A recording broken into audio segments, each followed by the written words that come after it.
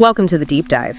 Today we're looking into a really compelling personal story that was shared online. It starts innocently enough, a family trip, but it spirals into something else entirely. That is right. It's an account of, what the narrator describes as over a decade of pretty terrifying, unexplained encounters. Yeah, and our aim here is just to follow his narrative, understand the events as he perceived them, based purely on the story he shared. And these personal stories, they're powerful. They offer a window into how people process things that don't fit neatly into everyday explanations. Especially when, like here, it involves places like waterfalls, deep forests. There's often existing folklore. He mentioned something about that, didn't he? Like local legends about spirits or substitutes. He did, yeah. He'd heard those ideas, but he felt his own experience was different, more direct, maybe more personal. So let's trace it from the beginning. Okay, so the narrator, he uses the name Earth in the story. He was 11 years old at the time. It was a planned family holiday. Parents, 2 older siblings called A. Shum and him. Off to a waterfall, somewhere he'd never been. Planned for, 2 days, 1 night? Exactly. But things got off to a weird start, like right away. The morning they were meant to leave, the car just wouldn't start. Oh, really? Like, completely dead? Yeah, they had to get it towed, repaired. The whole thing delayed their departure until late afternoon, maybe 3 or 4 p.m. So by the time they actually got near the waterfall area, it was late, close to 5 p.m., he said. And being in the forest, it was already getting dark. Right. So maybe wisely, they decided to just check into their nearby accommodation for the night, have dinner, sleep, and tackle the waterfall the next morning. And that first night was uneventful, thankfully. A bit of calm before the main event. Yeah, exactly. Because the next morning, when they finally went to the waterfall itself, that's when everything changed. Earth, the narrator, was just excited, an 11-year-old wanting to play in the water. Started off in the shallows. Makes sense. Yeah. But his older siblings, Iam and Ian, they swam out a bit further into deeper water. And he wanted to join them, so he followed them on a rubber ring, just kicking his feet along, but he sort of drifted further away than he meant to. Okay, so he's a bit isolated. A bit, yeah. He could still see them, even called their names, he says. But they were busy playing, not really keeping a constant watch on him, just kids being kids. And that's the moment, isn't it? The critical point. Yeah. He says suddenly he felt something grab his ankle, something intensely cold. Cold. And he described it as... like a hand. He was very specific. It felt like a hand just clamped onto his ankle and then, boom, pulled straight down off the rubber ring. Violently, he said. Yeah. So fast he couldn't even shout. Exactly. No time to yell for help, just dragged under. He went into the deep water immediately. Oh, wow. Instant panic, I imagine. Totally. He said panic hit him right away. He opened his eyes underwater, trying to see, but he also inhaled water, started gagging. He described it as feeling like life and death right there. That's terrifying for anyone, let alone a kid. Wow. And while he was down there struggling, did he see what pulled him? He did. He looked down toward his ankle, and he saw a white hand gripping him. A white hand? Yeah. And then, he said, after his hand slipped off the ring he was clinging to, he saw the face. A woman's face. Pale skin. Okay. And solid black eyes. Like, no whites at all, just black. Wearing a black dress, and she was just staring at him intently and trying to pull him deeper. Staring, solid black eyes. Yeah, well. Did she say anything? He heard a voice. Even though he said her mouth didn't move, he heard this cold, clear voice underwater saying... Saying what? I will take you with me. Chilling. Absolutely chilling. He must have thought that was it. How did he escape? Just as he felt like he was losing strength, about to give up, his siblings noticed. His sister, A, saw bubbles coming up where he'd been. Ah, thank goodness. She yelled to their brother, Ape. They both swam over super fast, grabbed him, and hauled him up. It's interesting, he felt like that struggle underwater lasted ages, Like time slowed down, which happens in trauma. Right, but his sister later said it all happened really quickly from her perspective. So they got him out. He must have been in shock. Weak, coughing up water. Definitely. Struggling to even speak at first. But he managed to tell his parents what happened. That he didn't just fall off. He said a ghost woman pulled him down. And the parents, were they buying it? I mean, kids sometimes make things up to avoid trouble. That's what he thought they might think. Like maybe he was just making an excuse for going too deep, but then he showed them his ankle. The proof. Exactly. There were clear red marks, like finger marks, he said, gripped hard enough to bruise. And seeing those physical marks just on the one ankle, that seemed to convince them. Wow. That must have shifted the whole mood instantly. Oh, completely. The family just packed everything up right then and there, left the waterfall, canceled the rest of the trip. Yeah, blame him. He said he felt bad, for ruining the holiday, but he knew he had to tell them. The car ride home was just silent. Nobody talked about it. Just processing, I guess. What happened next? Did they just try to forget it? Not quite. The very next day, his parents took him to a temple. Okay, seeking some kind of spiritual help. Yeah. For merit making, getting holy water, having a sacred thread tied, traditional practices for protection, cleansing bad energy. Right, trying to counteract whatever happened. And at the time, being just 11, he thought, okay, we did the rituals, maybe. Maybe it's over now. But the title of the story suggests otherwise. It wasn't over. Not even close. For about 4 years, things seemed okay. Life went back to normal. He's 15 now, doing typical teenage stuff, hanging with friends, staying out a bit late sometimes. The calm before the storm, part 2. Pretty much. He was sleeping over at a friend's house one night, and he had a dream. The dream. Let me guess. You got it. A woman, hair covering her face, long black dress, and she spoke. Same words. I found you. I will take you with me. Oh, man. Not just underwater anymore. Now in his dreams. And in the dream, she grabbed his hand, tried to pull him. He woke up completely freaked out, heart pounding, looking around the room, thinking maybe there was a ghost there, at his friend's place. That's terrifying. What did he do? He was so scared, he woke his friend up. It was like 3 a.m. He insisted he had to go home. Right then. His friend must have been confused. Totally. But Earth was determined. Grabbed his motorcycle, rode home as fast as he could. Didn't even care. It was a dark, kind of isolated route back home at that hour. Just needed to get away. But the terror wasn't just confined to the dream, was it? No. On that ride home, he saw her. Saw her. Yeah. On the road. Yeah. A woman walking by the side of the road, wearing a long dress, just like the dream. He sped up, thinking, okay, maybe just someone walking late. But then, further up the road, he saw the same woman walking again, like she'd teleported or something. Okay, that's not normal. That's when it hit him. This wasn't a person. He just gunned it home, didn't dare look sideways, got inside, said some prayers, and went straight to bed, utterly terrified. Did the prayers help? Did it stop? Not permanently. The dreams came back. Now, even when he was sleeping in his own bed at home. And the second dream he described was even clearer. Clear how? Same woman, pale, black eyes, black dress. But now he saw her in a specific place, sitting, kind of hunched or cross-legged between two big rocks, like a crevice. Okay, a recurring location in the dream now. Exactly. And she spoke again, that cold voice.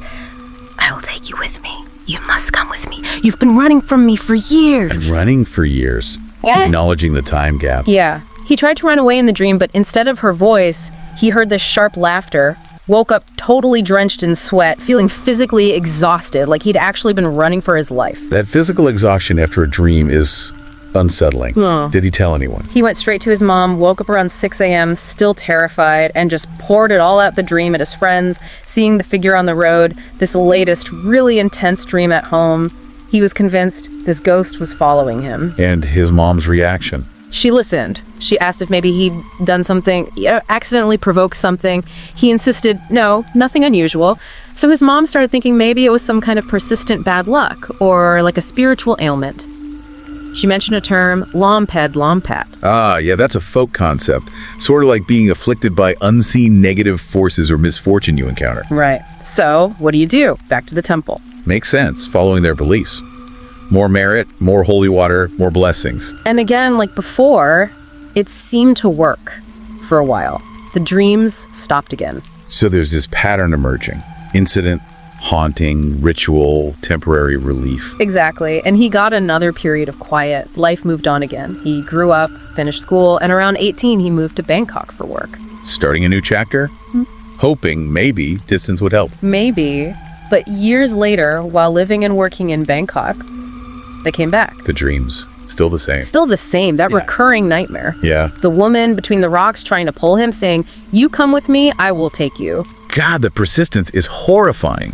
How did he cope with it becoming so regular? He said, strangely, he almost started to get used to it. Like, the initial terror faded a bit because it happened so often, periodically over the years. Desensitized, maybe? Kind of. But he still took it seriously. Every time he had the dream, he'd go make merit at a temple. He felt it helped, stopped them temporarily. Though he did notice, he felt like the merit making was maybe becoming less effective over time, like the protection didn't last as long. That's an interesting observation. So the entity was adapting, Well- or just getting stronger. Who knows? But things got worse when he eventually moved back home from Bangkok to Fidget. The dream frequency shot up, almost weekly now. Weekly. That's relentless. It was. And he reached a point where he thought, okay, the merit isn't stopping it completely. Maybe if I just ignore it, just try to push through, maybe she'll get bored, give up. That sounds like a dangerous strategy, given everything else. It was. The story makes that very clear. Ignoring her proved almost fatal. Yeah. One night, he's riding his motorcycle home late, around midnight. Okay. I have a bad feeling about this. Yeah. Suddenly, a woman just runs out right in front of his bike. Super fast. Appeared out of nowhere. Oh no. The same figure. He believes so. He swerved violently, instinctively, to avoid hitting her. Right. Crashed head-on into an oncoming car. Oh gosh. He remembers a huge bang, ears ringing, finding himself on the ground. Weirdly, no pain at first, shock. Adrenaline, yeah. But as he was lying there, starting to lose consciousness, he heard her voice again. Don't tell me. You must come with me. And then he blacked out. Unbelievable.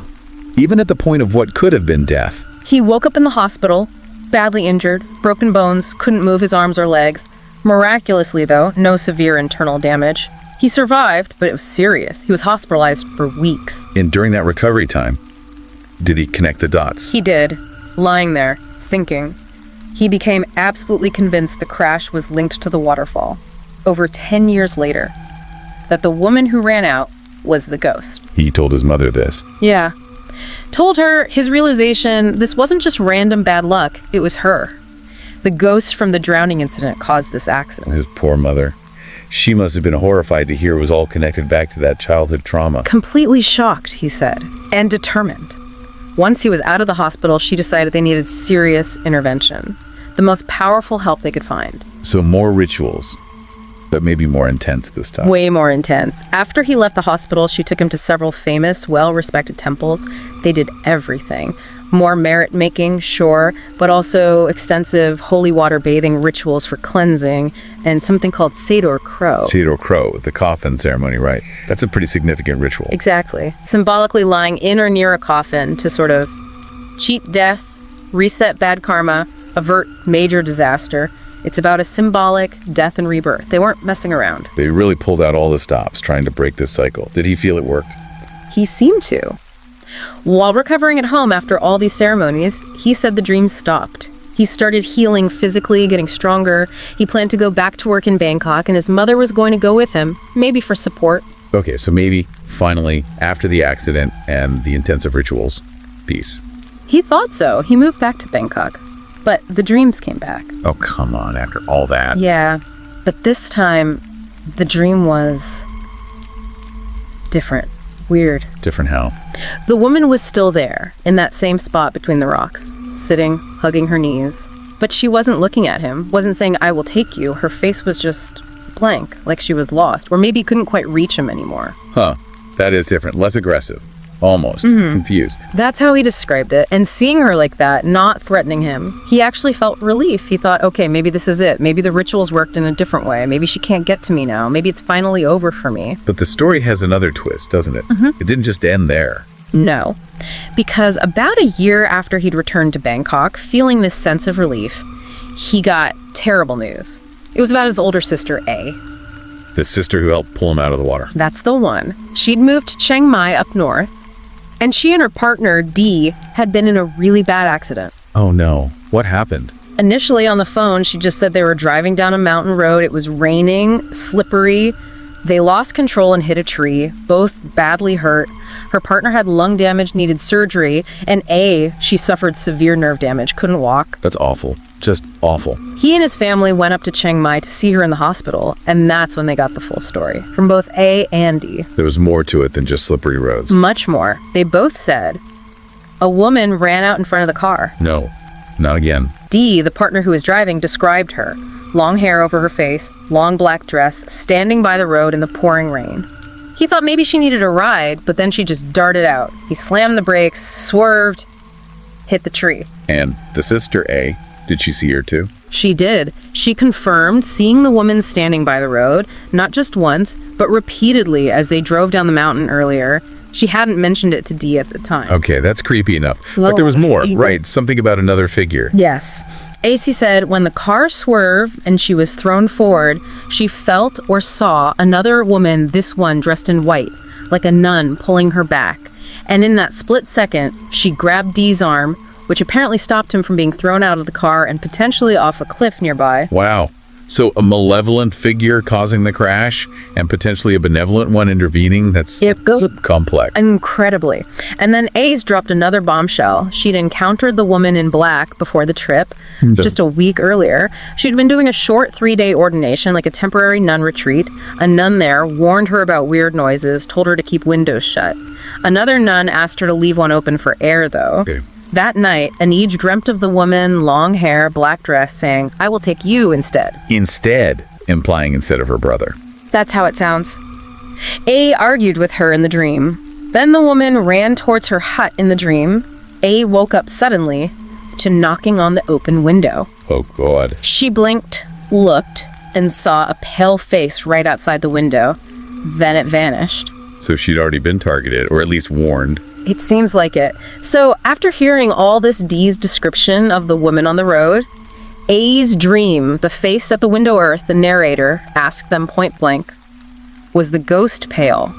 Black eyes, long hair, black dress. Did it match the one he'd seen at the waterfall? And their answer. They both confirmed instantly. Yes, exactly the same description. That's the confirmation, the horrifying link. He realized it then. The ghost from the waterfall, after failing to take him for over a decade, maybe because of the rituals, maybe because of that weird final dream, had apparently shifted its target. To his sister, the one who helped save him. Exactly. He immediately told them, you need to do what I did. Get protective amulets, do the merit making, the cleansing rituals, everything. Did they? And did it help? They did the rituals, yes. And according to Earth, the sort of active haunting seemed to stop after that. But the physical damage was done. His sister's injuries were too severe. He says she's still bedridden today, unable to walk. What a devastating outcome for the family.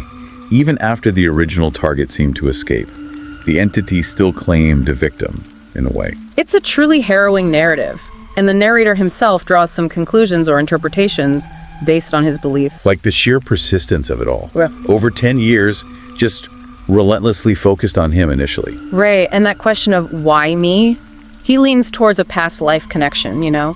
Like maybe he'd wronged her somehow at that waterfall in a past life, and this was karmic retribution. That's a common framework in some belief systems for explaining seemingly targeted misfortune and the role of the merit making. He sees it as definitely having an effect, maybe not eliminating the threat, but deflecting the worst of it from him personally, turning potential death into injury, weakening its hold, perhaps. But crucially, not stopping it entirely, leading to that concept of transference. Yeah, that's the really chilling takeaway he offers. If it can't get the primary target, maybe it goes for someone close. A stark warning. And his advice reflects all this. Yeah. Be careful at places like waterfalls. Know the local stories if you can, maybe carry protection, but definitely make merit and tell your family if something happens. Don't keep it secret. It really is a profoundly disturbing story when you lay it all out. The initial terror, the years of psychological haunting through dreams, the near fatal accident, and then this awful apparent redirection onto his sister. It's a very potent personal account of events the narrator absolutely perceives as supernatural and malevolent. It covers so much ground, from folklore and ritual to intense personal trauma and lasting physical consequences for his family. It really does. It's one individual's experience shared as they lived it, and it's deeply unsettling. It leaves you thinking, doesn't it? Based on this one account, what does it suggest about how such perceived hauntings operate? Are they tied only to a place, like the waterfall initially, or can they become attached to a person, following them across time and distance? And how do things like belief, ritual, maybe even familial bonds play into the dynamics described in a story like this? It's certainly a lot to process from one narrative. Absolutely. A complex and sobering account. Thank you for joining us for this deep dive into this very compelling and frankly quite terrifying personal story.